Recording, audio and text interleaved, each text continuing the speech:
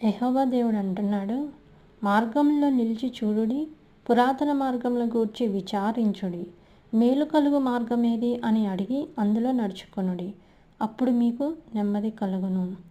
అవును, మన జీవితంలో ఎన్నో మార్గాలు ఈ లోకంలో చూపిస్తూ ఉంటారు, కానీ ఎంతోమంది బోధకులు మనకు ఎదురవుతారు.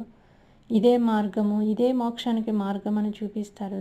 యెహోవా దేవుడు సెలవిస్తున్నాడు, పురాతన మార్గం గురించి విచారించండి, మేలు కలిగే మార్గం ఏది అని అందులో కూడా ఒకసారి నడుచుకొని దేవుడి ప్రేమ రుచి చూసి తెలుసుకోమని దేవుడు చెప్తున్నాడు. ఏది నెమ్మది కలిగిన మార్గము, ఏది కష్టతరమైన మార్గమో ఒకసారి మనం గ్రహించుకుంటే యేసు చెప్పిన మాటలు జ్ఞాపకం వస్తాయి. యేసు నేనే మార్గము, సత్యము, జీవము, ప్రయాసపడి భారం మోస్తున్న సమస్త జనులారా నా యొద్దకు రండి, నేను మీకు విశ్రాంతి కలుగజేసేదనని దేవుడు చెప్తున్నాడు. మనకు విశ్రాంతి కావాలంటే ప్రభువు దగ్గర